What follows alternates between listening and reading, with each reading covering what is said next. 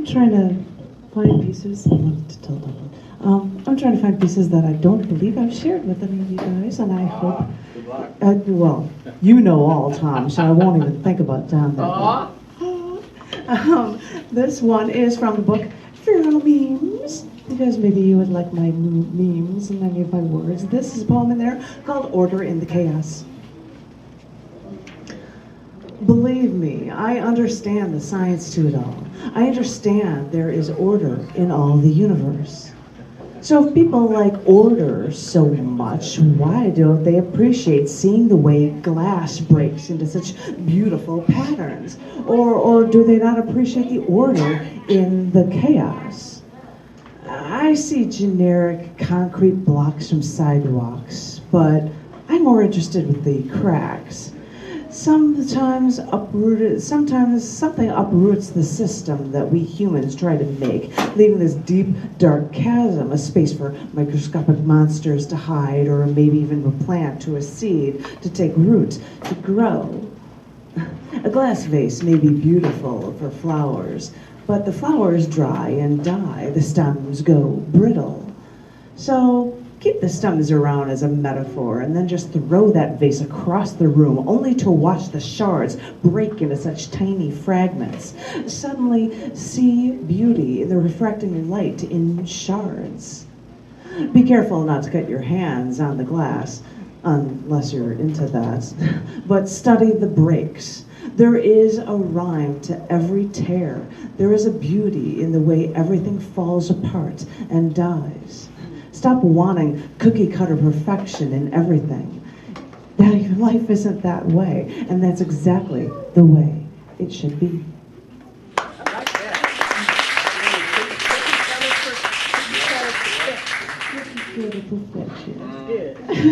I am going to do a periodic table poem for you, for my Twitter-linked poems.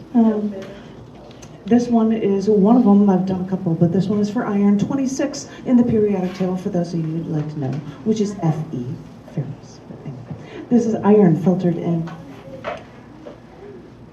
They take those iron-laced tobacco leaves, mash them into paper, then cut them up for rolling cigarettes. All those filters they make are so tightly bound that if you pull the filter sheet 30 feet, it instantly snaps back to where it was. But we need iron. Don't filter me out.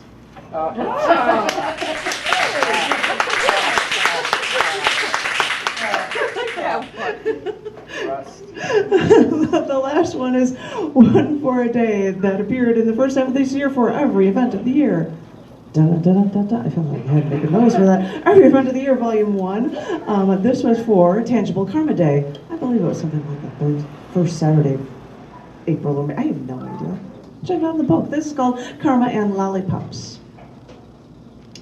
When we were about to check out of our hotel this weekend, the woman at the register stopped us, handed us 2 embossed bunny lollipops, and said, "Happy Easter." Even though Easter was weeks away, I said thank you, and we went out for breakfast. Well, he got coffee and I got orange juice and yogurt. He then pointed out the mom seated with her 2 little boys eating. I took the lollipop still in hand, walked over to there and asked if it was okay to give her boys these 2 lollipops.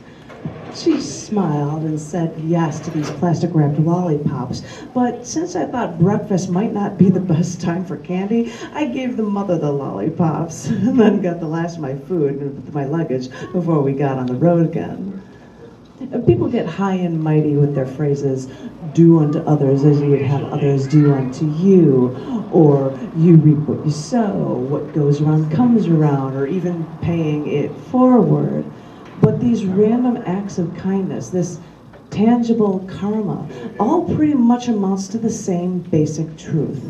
What you do, the energy you put out into the world, will come back to you.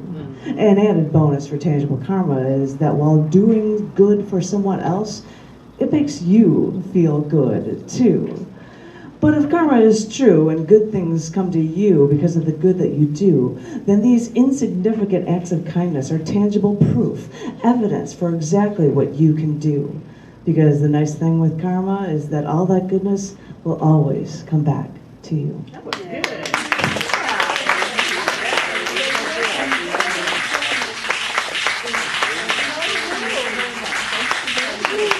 Anybody wants to come on my first Sundays because it was off this month because of Labor Day weekend? We shut up. They said they were closed, and I'm like, okay, then I'll be out of town then, and there we go. So, but the first Sunday in October, it would be a poetic license right here if you'd like to come. And then super.